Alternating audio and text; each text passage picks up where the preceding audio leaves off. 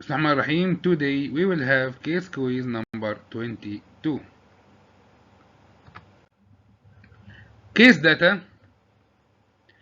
26 years old carpenter slipped on a wet floor and landed on his left hand. He immediately felt some wrist pain. The pain didn't improve by the following day and prevented him from working, so he visited the emergency department. He is otherwise fit and well. He smoked about 1 pack of cigarettes per day. Examination.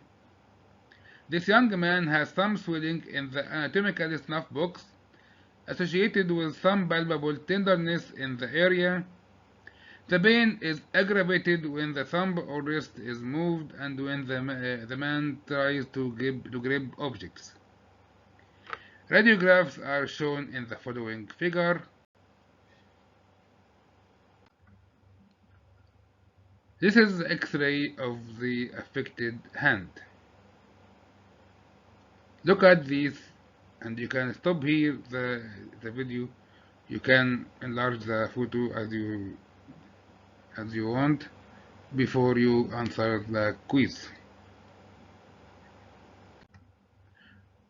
So as usual, what is the diagnosis?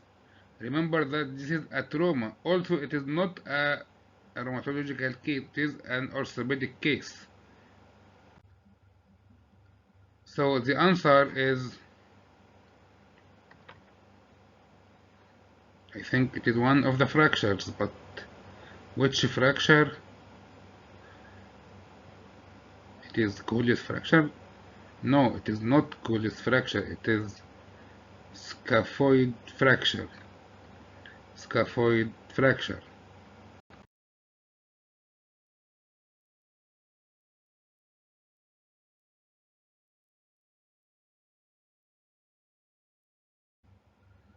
Scaphoid fracture. The diagnosis is a scaphoid fracture. This diagnosis is more likely in the presence of tenderness to palpation in the anatomical snuff box and on the volar scaphoid tubercle. A special provocative maneuver is known as the Waston scaphoid shift test. Place the patient's wrist into full ulnar deviation and extension. Press on the patient's thumb with his other hand and move the wrist into radial deviation and flexion. If the scaphoid and lunate are unstable, the dorsal ball of the scaphoid subluxes over the dorsal rim of the radius, and the patient complains of pain, indicating a positive test. The scaphoid is the most commonly fractured carpal bone, being involved in up to 75% of all carpal fractures. Scaphoid waist fracture are the most common type, 65% of cases, followed by proximal ball fractures, 30%. The scaphoid is an irregularly shaped bone of which 80% is covered by articular cartilage. The scaphoid flexes with wrist flexion and radius deviation and extends during the wrist extension and ulnar deviation. Anatomically, the scaphoid is divided into proximal middle termed the waist and distal thirds. Most of the blood supply to the scaphoid enters distally. The proximal part of scaphoid has no blood vessels entering it, depending instead on the vessels that pierce the mid portion in a retrograde direction, thereby placing the proximal ball at increased risk of avascular necrosis when fractures. Scaphoid X-ray perfectly include a posterior-anterior view, a true lateral view, an oblique view, and a posterior-anterior ulnar deviated view. The posterior-anterior and ulnar deviation allows viewing of the scaphoid in extension, while the lateral view allows evaluation of instability.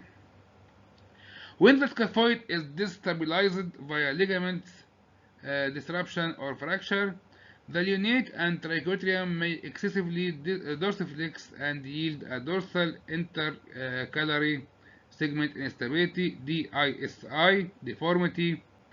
Occasionally, a fractured scaphoid is not visible on the initial radiographs.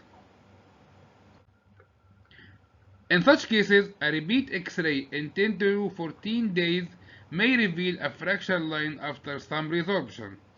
If a diagnosis still cannot be confirmed with confidence on routine films, MRI of the wrist is recommended.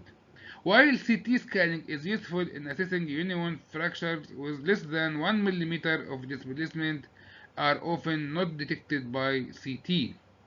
Non-genuine is not uncommon as a complication after scaphoid fractures because of the blood supply to this bone is poor. Smokers have a higher incidence of non-union. Occasionally, the blood supply is poor enough to lead to a vascular necrosis. If non-union is not detected, subsequent arthritis in the wrist can develop. Imaging using a combination of plain X-rays, MRIs, and/or CT can help confirm a non-union and a vascular necrosis. If the scaphoid failed to unite, consider a bone graft. A graft can be harvested locally from the same forearm from the iliac crest. Sometimes it is necessary to use a bone graft with its own blood supply, which is known as a vascularized graft. Key points. Scaphoid waist fractures are the most common type, followed by proximal bone fracture. Clinical examination reveals tenderness in the anatomical snuffbox. A special test is Watson provocative maneuver. Treatment is with scaphoid cast. Proximal bone fractures often require surgery and they have a higher non-union and a vascular necrosis rates. And finally, thank you very much for your attendance, and we will meet you in the next future with case quiz number 23. Wassalamu alaikum wa rahmatullahi wa barakatuh.